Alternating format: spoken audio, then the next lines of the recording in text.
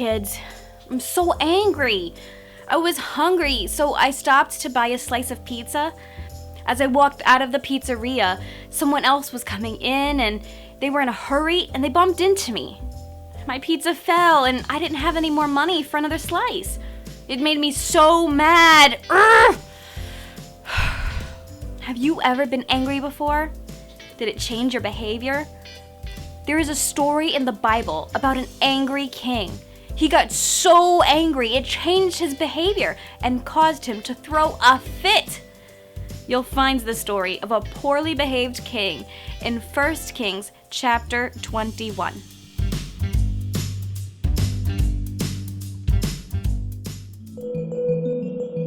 In the Old Testament, there was a Jewish king named Ahab. King Ahab lived in a beautiful palace, and it would seem he had everything he wanted.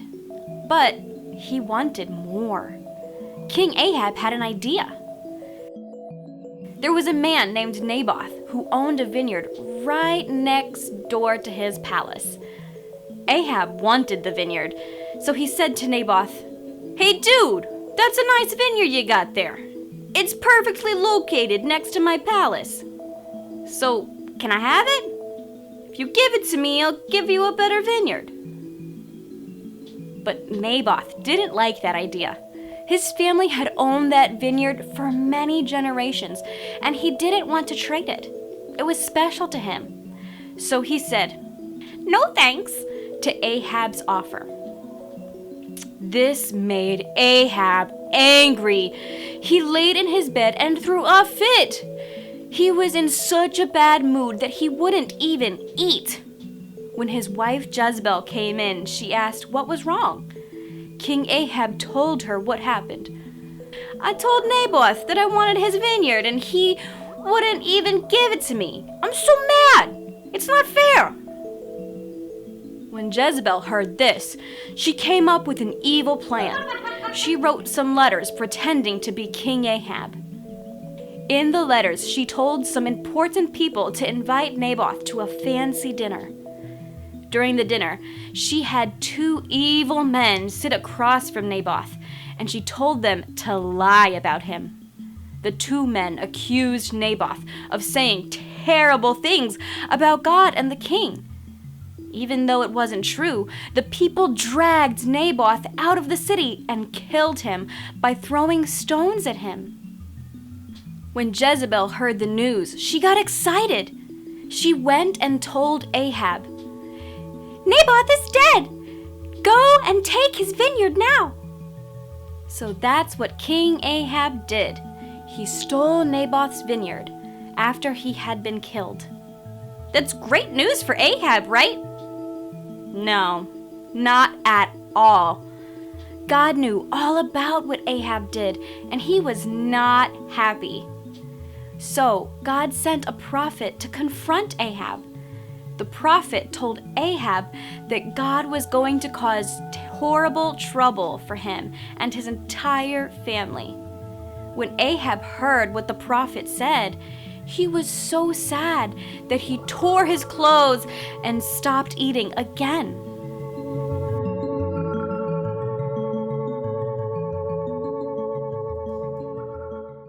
In today's Bible story, King Ahab and Queen Jezebel were kind of like this balloon. Their anger kept growing bigger and bigger and bigger until finally it popped. The more they thought about Naboth not giving them his vineyard, the angrier they got.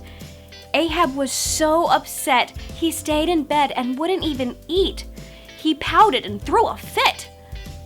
Finally, Jezebel probably got so fed up with Ahab's childish behavior that she took matters in her own hands and she made a plan to end Naboth's life. Her plan worked, and Ahab took Naboth's vineyard. If we let our anger grow, it can lead to bad behavior. Maybe your sibling takes something that belongs to you. Or maybe you get in trouble at school for something your friend did. Maybe someone tells an embarrassing story about you that you told them was a secret. Sometimes those things happened, and each time you get more and more angry. If this keeps going, you're going to pop. You might hit your sibling or call your friend a mean name or yell at your parents. You need to stop before you pop. Psalm 37:8 says, "Cease from anger and forsake wrath. Do not fret. It only causes harm." Psalm 37:8. This verse teaches us to control our anger before we do something evil that you normally wouldn't do. That's why God says to turn away from your anger. When you feel like you are going to pop, step. S, step away for a minute. T, take a deep breath.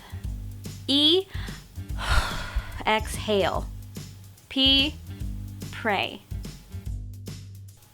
These 4 steps will help us be slow to anger and keep us from doing something we'll regret. If you think about it, we give God a lot of reasons to be angry.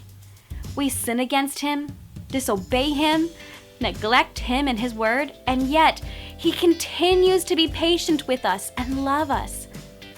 We deserve God's wrath or anger, but instead, He sent Jesus to forgive us.